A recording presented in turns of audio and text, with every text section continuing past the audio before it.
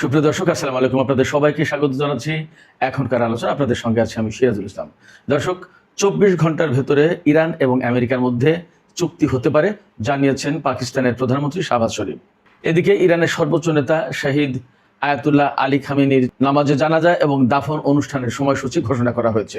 এতদিন ইরানের সর্বোচ্চ নেতার জানাজা, দাফন এবং আদৌ তিনি শহীদ হয়েছেন কিনা এই সমস্ত বিষয় নিয়ে যে বিতর্ক ছিল, সন্দেহ, দ্বন্দ্ব এবং সংশয় ছিল, সেগুলোর অবসান হতে যাচ্ছে। এদিকে সংযুক্ত আরব আমিরাত ইরানকে 10 বিলিয়ন থেকে 20 বিলিয়ন ডলার দিতে রাজি হয়েছে। বার্তা সংস্থা রয়টার্স খবর দিচ্ছে যে এই পরিমাণ অর্থ সংযুক্ত আরব আমিরাত ইরানকে দিতে রাজি হয়েছে, তার বিনিময়ে শান্তি থাকতে হবে, অর্থাৎ ইরান আরব আমিরাতে আর হামলা করবে না। এই সমস্ত বিষয় নিয়ে এখনকার ভিডিওতে বিস্তারিত আলোচনা করব। আশা করি আপনাদের আলোচনা ভালো লাগবে। আর যদি ভালো লাগে তাহলে আলোচনার শেষ পর্যন্ত থাকবেন, ভিডিওটি লাইক, কমেন্ট, শেয়ার করবেন এবং চ্যানেলটি সাবস্ক্রাইব করে সাথেই থাকবেন। দর্শক, চলুন বিস্তারিত আলোচনায় চলে যাই। প্রথমেই আলোচনা করি, পাকিস্তানের প্রধানমন্ত্রী শাহবাজ শরীফ একদম সুস্পষ্ট করে জানিয়েছেন, তিনি এক্স পোস্টে জানিয়েছেন আগামী 24 ঘন্টার ভেতরে ইরান এবং আমেরিকার মধ্যে চুক্তি সই হতে পারে। তিনি বলেছেন পারে না, সই হবে। তো আমি সেই জায়গায় একটু ম্যানেজ করে বললাম পারে। যাই হোক, চুক্তি সই হওয়ার কথা তিনি জানিয়েছেন। ইরানের পক্ষ থেকেও একেবারে এইভাবে চূড়ান্তভাবে না বললেও ইরানের পররাষ্ট্রমন্ত্রী সাইয়েদ আব্বাস আরাকচি তিনি বলেছেন যে দুই পক্ষ একেবারে খুব ক্লোজ অবস্থায় আছে, চুক্তি সই হওয়ার যথেষ্ট সম্ভাবনা রয়েছে। তবে শেষ মুহূর্তে যে সমঝোতা হয়েছে তাতে কিছু পরিবর্তন হতেও পারে।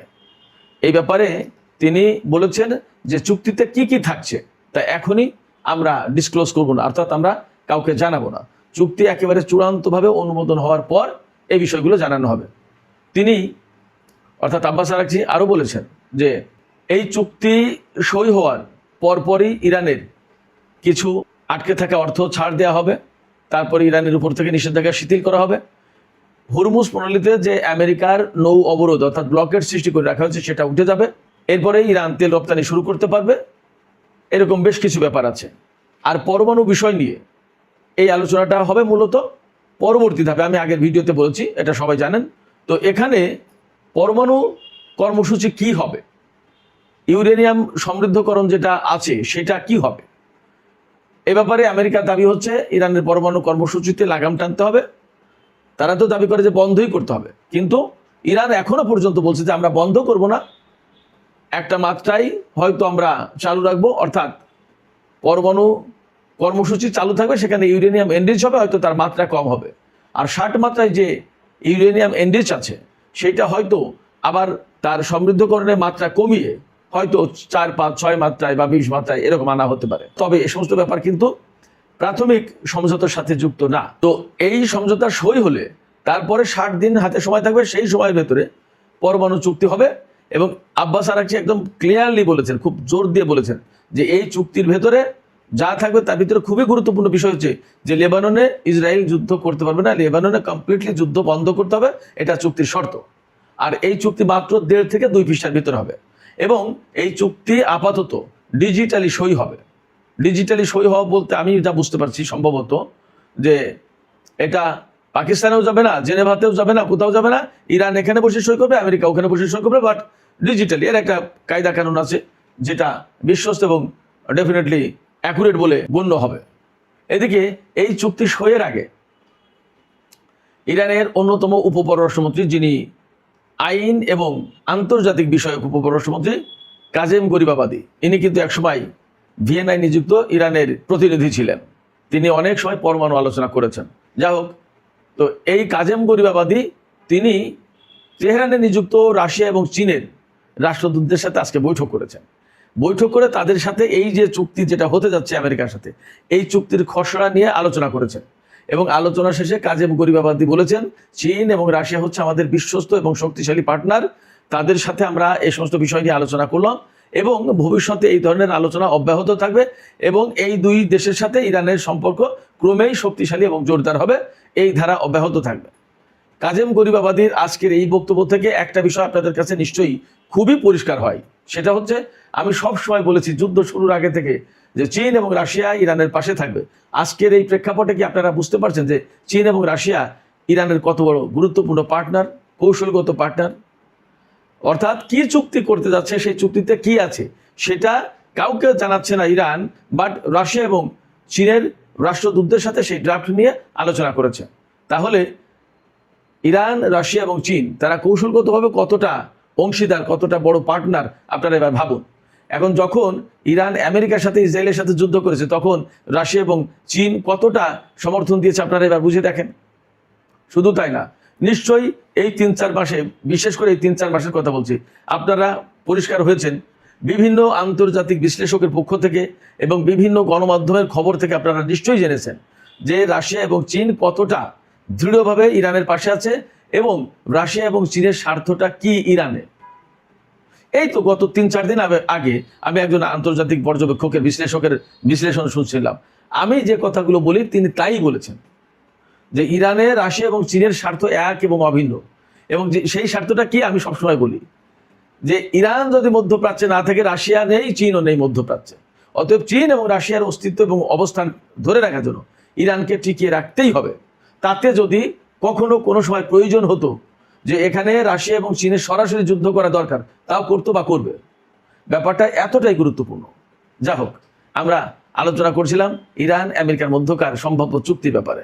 তো এই যে চুক্তিটা হতে যাচ্ছে, দেখুন আপনারা টাইম টেবিলটা, সময়সূচিটা খেয়াল করুন। ইরানের সর্বোচ্চ নেতার নামাজে জানাজা এবং দাফনের সময়সূচি ঘোষণা করা হয়েছে। আগামী 4 এবং 5 জুলাই ইরানের সর্বোচ্চ নেতার প্রতি 2 দিন ব্যাপী তেহরানের মুসাল্লা মানে তেহরানের ঈদের নামাজ হয় যেখানে, সেই জায়গাটায় 2 দিন ব্যাপী শ্রদ্ধা জানানোর ব্যবস্থা রাখা হয়েছে। 6 তারিখে সর্বোচ্চ নেতার কফিন নিয়ে তেহরানে শোক মিছিল হবে। ইরানিদের এটা গুরুত্বপূর্ণ একটা ব্যাপার, এটা মহরম মাসের ভেতরেই পড়ছে। মহরম মাসে প্রচুর পরিমাণে শোক মিছিল করে, আশুরা পর্যন্ত, তারপরেও করে, একদম 40 দিন পর্যন্ত তাদের শোক চলে, এবং এটা বিরাট গুরুত্বপূর্ণ ব্যাপার। এই মহরমের মাসকেই বেছে নিয়েছে ইরান সর্বোচ্চ নেতার শ্রদ্ধা জ্ঞাপন, নামাজে জানাজা এবং দাফনের অনুষ্ঠান নিয়ে। তো 7 তারিখে তেহরানে নামাজে জানাজা অনুষ্ঠিত হবে, এবং এই নামাজে জানাজা, শ্রদ্ধা জ্ঞাপন, শোক মিছিলে অংশগ্রহণের জন্য ইরানের লোকজন তো থাকবেই, সারা বিশ্বের যারা ইরান প্রেমিক, ইরানের সর্বোচ্চ নেতার প্রতি যারা ভালোবাসা রাখেন, শ্রদ্ধা রাখেন, তাদেরকে যাওয়ার জন্য উদাত্ত আহ্বান জানিয়েছে ইরান। এরপরে 8 তারিখে আপনারা সবাই জানেন ইরানের কোম শহর হচ্ছে পবিত্র নগরী বলা হয়, ধর্মীয় নগরী। এখানে আহলে বায়াতের বংশধারার একজন ইমামের কন্যার মাজার রয়েছে, এবং কোম হচ্ছে ইরানের ধর্মতত্ত্ব এবং রাজনীতির একটা গুরুত্বপূর্ণ কেন্দ্র। এই কোমকে কেন্দ্র করে ইরানের যে সমস্ত বড় বড় আলেম, ওলামা, স্কলার, রাজনীতিবিদ, দার্শনিক, এই কোমকে কেন্দ্র করে তাদের মূল কার্যক্রম পরিচালিত হয়। কোম খুবই গুরুত্বপূর্ণ। এই ধর্মীয় নগরী কোমে, পবিত্র নগরী, সেখানে 8 তারিখে জানাজা অনুষ্ঠিত হবে সর্বোচ্চ নেতা। এরপরে জুলাইয়ের 9 তারিখে মাশহাদ শহর, ইরানের সবচেয়ে গুরুত্বপূর্ণ মাশহাদ শহর, পবিত্র শহর, পবিত্র নগর। মাশহাদ হচ্ছে একেবারে আফগানিস্তান সীমান্তে, খোরাসান রাজাবি প্রদেশের রাজধানী, খুবই গুরুত্বপূর্ণ, এবং সম্ভবত তেহরান শহরের পরে বৃহত্তম শহর, দ্বিতীয় বৃহত্তম শহর হচ্ছে এই মাশহাদ শহর। সেখানে শিয়া মাযহাবের 8ম ইমাম রেজার মাজার রয়েছে। এই ইমাম রেজার মাজারে 9 তারিখে সর্বোচ্চ নেতার জানাজা হবে এবং সেখানে দাফন হবে। এই 9 তারিখ হচ্ছে ইমাম সাজ্জাদ, অর্থাৎ ইমাম জয়নুল আবেদিন, ইমাম হোসেনের ছেলে, তার শাহাদাত বার্ষিকীর আগের রাত। এই সময় সর্বোচ্চ নেতাকে দাফন করা হবে, চূড়ান্তভাবে দাফন করা হবে মাশহাদ শহরে, ইমাম রেজার মাজারের পাশেই। ইমাম রেজার মাজারে আমি গিয়েছি ইরানে থাকাকালীন, বিরাট বিশাল মাজার। আমি মনে করেছিলাম যে ছোটোখাটো একটা মাজার হবে, কতই বা মানুষ, হয়তো 200-400 লোক হবে, বড় জোর। মাই গড, আমি ইমাম রেজার মাজারে প্রথম যেদিন গেলাম, গিয়ে দেখি যে শত শত মানুষ, কি হাজার হাজার মানুষ, এত সম্মান আহলে বায়তের অন্যতম এই সদস্যের প্রতি, ইমাম রেজার প্রতি। অ্যাট এ টাইম 1 লাখের বেশি মানুষ এখানে নামাজ আদায় করতে পারে। এত বিরাট বিশাল কমপ্লেক্স। মাজার শুনলে আবার আমাদের দেশের অনেকেই এটাকে বলে মাজার পূজা, মাজার পূজা। নো ভাই, কোনো মাজার পূজা নেই। সেই মাজারে মানুষ শ্রদ্ধা জানাচ্ছে ইমামের প্রতি, কোরআন শরীফ পড়ছে, হাদিস পড়ছে, নামাজ পড়ছে, জিকির আজগার করছে, খাচ্ছে, দাচ্ছে, ঘুমাচ্ছে, বসছে, কথা বলছে, সবকিছু চলছে। কোনো মাজার পূজা, ওই নাচানাচি, গাওয়া গাই, গাঁজা খাওয়া, ভাঙ খাওয়া, ওই লুবান বাতি জ্বালানো, কোনো কিছু নেই। শুধু ইবাদত বন্দেগীর ভিতর দিয়ে এবং ইমামের প্রতি শ্রদ্ধা জানানোর ভেতর দিয়ে, তার প্রতি দুরুদ পড়ছে, সালাম পড়ছে, আর দুরুদ সালাম মানেই আল্লাহুম্মা সাল্লি আলা মুহাম্মাদ ওয়া আলা আলি মুহাম্মাদ, এইভাবে পড়ে শিয়ারা, ইরানের শিয়ারা এইভাবে দুরুদ পড়ে, নবীজির প্রতি দুরুদ, তার আহলে বাইতের প্রতি দুরুদ। যাও, এই সমস্ত নিয়ে প্রয়োজনে অন্য কোনো দিন একটা আলাদা ভিডিও করা যেতে পারে। তো আয়াতুল্লাহ আলী খামেনির প্রতি শ্রদ্ধা, ভালোবাসা, তার জন্য শোক মিছিল, নামাজে জানাজা, এত কিছুর আনুষ্ঠানিকতা সব শেষ হবে 9ই জুলাই। এটা আমি বলছিলাম এই কারণে যে এই যে চুক্তিটা হচ্ছে কখন, যখন ইমামের অর্থাৎ ইমাম আলী খামেনির নামাজে জানাজার চূড়ান্ত সিদ্ধান্ত ঘোষণা করেছে, তার আগ মুহূর্তে এই চুক্তি হচ্ছে। এই চুক্তি তার আগ মুহূর্তে হওয়ার একটা বড় গুরুত্বপূর্ণ দিক এই যে আলী খামেনির জানাজায় ইরান এবং সারা বিশ্বের কোটি কোটি মানুষ অংশগ্রহণ করবে, এতে কোনো সন্দেহ নেই। ইরানের পক্ষ থেকে তো কোটি কোটি মানুষ হবেই, সারা বিশ্ব থেকে আরো হাজার হাজার মানুষ আসবে। সব কিছু মিলে এত বড় আয়োজন, একটা শান্তিপূর্ণ পরিবেশ প্রয়োজন। হয়তো সেই শান্তিপূর্ণ পরিবেশ নিশ্চিত করার জন্য একটা চুক্তি দরকার, সেই চুক্তিটা হয়ে যাচ্ছে। এরপরেই সাইদ আলী খামেনির জানাজা, শোক মিছিল, দাফন সম্পন্ন হবে। তো এই যে চুক্তি হচ্ছে, এই চুক্তির ভেতরে কি পাবে ইরান, কি পাবে আমেরিকা, তার বিস্তারিত এখনো কিছু জানা যায়নি। আমি দুপুরের ভিডিওতে কিছু বলেছিলাম। তবে একটা কথা পরিষ্কার, যে কোনো চুক্তি হতে গেলে তো দুই পক্ষেরই একটা স্যাটিসফ্যাকশন লাগে। কিন্তু এই চুক্তিতে স্যাটিসফ্যাকশন যতটা কাজ করছে, তার চেয়ে অনেক বেশি কাজ করছে দুটো জিনিস। একটা হচ্ছে ইরানের কঠিন অবস্থার শর্ত, কারণ ইরান এখন উইনিং সিচুয়েশনে, আপার হ্যান্ডে, তার কথা না শুনলে চুক্তি হবে না, আমেরিকা বিপদে পড়বে। এটা হলো একটা দিক। আর একটা দিক হচ্ছে যে চুক্তিটা অনেক বেশি প্রয়োজন ইরানের চেয়ে আমেরিকার, কারণ আমেরিকা এত সংকটে, বিশেষ করে ডোনাল্ড ট্রাম্প এবং তার প্রশাসন, সেক্ষেত্রে চুক্তিটা তার খুবই জরুরি। এই জন্য তার স্যাটিসফ্যাকশন হচ্ছে তার জরুরত পূরণ করার, বিশ্ববাসীর কাছে বা আমেরিকার জনগণের কাছে এখন দেখানো দরকার চুক্তি আমরা করেছি।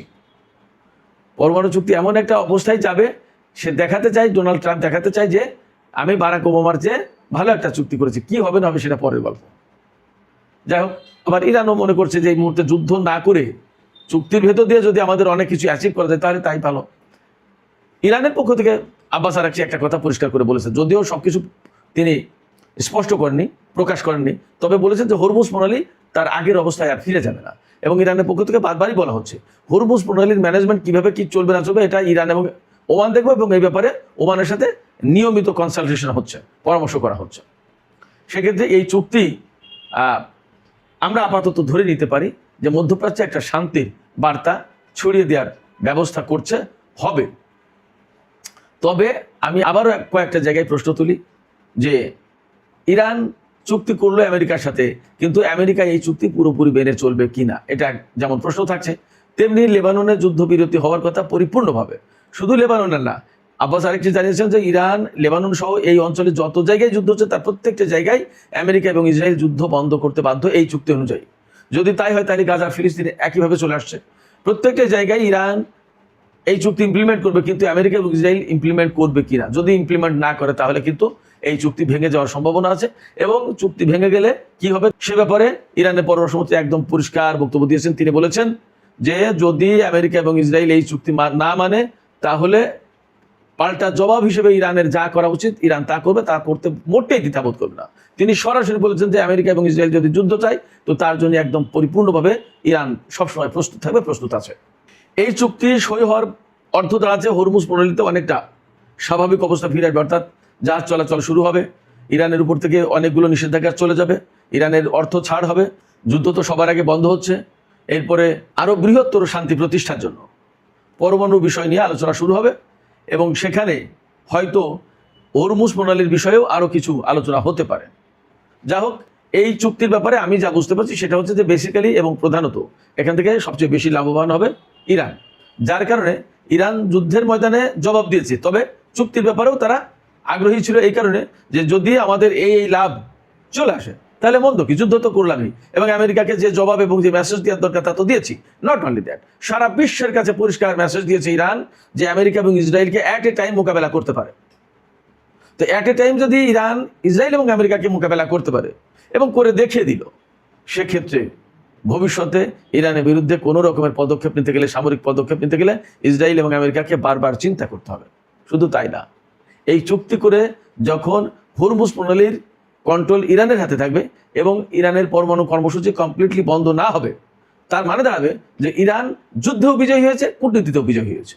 এই যে বিজয়ী শক্তি, এই বিজয়ী শক্তি কিন্তু মধ্যপ্রাচ্যের একটা গুরুত্বপূর্ণ বড় শক্তি হয়ে যাবে, প্রধান শক্তি হবে, এবং এই ইরানই আন্তর্জাতিক অঙ্গনের একটা উল্লেখযোগ্য শক্তি হবে। ইরানকে মাইনাস করে অনেকের অনেক কিছু করার সুযোগ থাকবে না। ইরান তখন মেজর পার্টনার হয়ে যাবে ইন্টারন্যাশনাল অ্যাফেয়ার্সে। এটা যুদ্ধ এবং কূটনীতির ফলে হচ্ছে। আব্বাস আরাকচি জানিয়েছেন, আমরা যেমন কূটনীতির ময়দানে খুব সক্রিয় ছিলাম, তেমনি সামরিক বাহিনী যুদ্ধের ময়দানে সক্রিয় ছিল।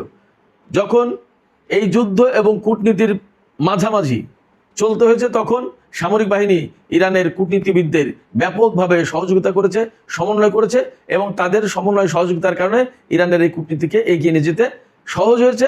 শুধু সহজ হয়নি, অনেকটা গাইডলাইনের কাজ করেছে।